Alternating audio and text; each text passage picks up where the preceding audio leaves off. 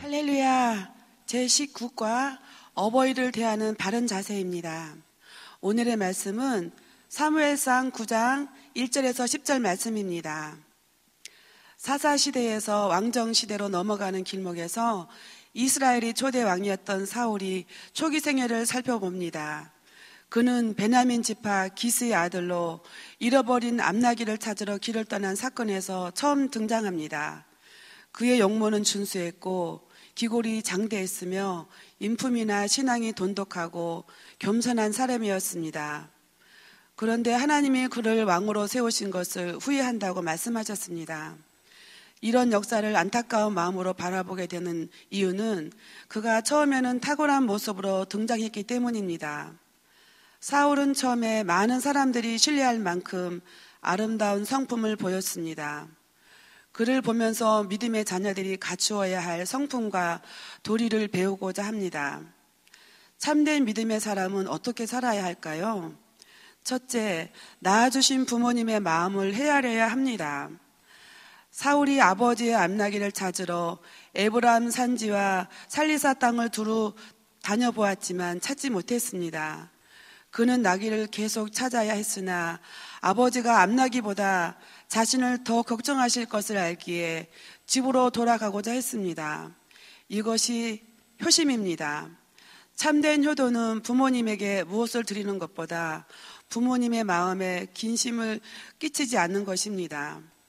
어버이 주일에 부모님 가슴에 카네이션을 달아드리고 선물을 드리는 것이 다가 아닙니다. 부모님을 근심시키면 안 됩니다. 부모님은 평생 자식 때문에 걱정합니다. 어머니는 자식을 잉태하면서부터 10달을 걱정하기 시작해서 어리면 어린 대로, 나이 들면 나이 든 대로 자식 생각이 떠나지 않습니다. 장성한 자식도 부모님에게는 어린아이입니다. 부모님의 마음을 근심시키지 않는 것이 자식이 할 수 있는 최고의 효도입니다. 둘째, 모든 일에 하나님의 뜻을 물어야 합니다. 어리석은 자는 마음에 하나님이 없다고 합니다. 그러므로 하나님의 형상과 모양을 따라 지으신 인생의 올바른 도리는 하나님 아버지를 섬기는 일입니다. 우리는 빛의 자녀로 부르심을 입었으니 빛의 자녀처럼 행하는 것이 마땅합니다. 하나님을 행복하게 해드리는 자녀가 됩시다. 육신의 부모뿐 아니라 하나님도 잘 섬겨야 합니다. 하나님을 잘 섬기고 존귀하게 하는 일은 바로 온전히 예배하는 일입니다. 성도는 무엇이든지 하나님의 뜻을 묻고 인도를 받아야 합니다. 사울은 초기에 이렇게 하나님께 순종하며 나아갔습니다. 그러나 후에 하나님의 뜻을 구하지 않으면서 실패했습니다. 이스라엘 백성들은 광야를 지나는 동안 구름 기둥과 불 기둥의 보호를 받았습니다. 우리도 인생길에서 언제나 하나님의 인도하심과 도우심을 구해야 합니다. 셋째, 신앙이 지도자에게 예의를 갖추어야 합니다.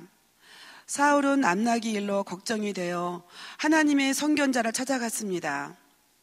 어려움을 만날 때 주의 종을 찾아 기도를 부탁하고 가르침을 받는 것은 귀한 일입니다.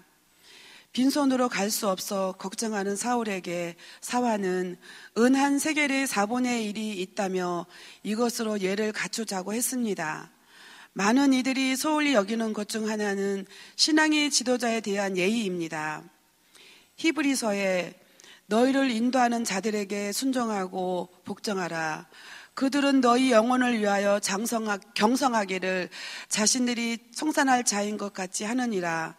그들로 같이 하느니라. 그들로 하여금 즐거움으로 이것을 하게 하고 근심으로 하게 하지 말라고 했습니다. 가르침을 받는 사람들은 가르치는 사람과 모든 좋은 것을 함께 하라고 말씀했습니다. 성도들은 주의 종들이 수고를 기억하고 예를 다해야 합니다.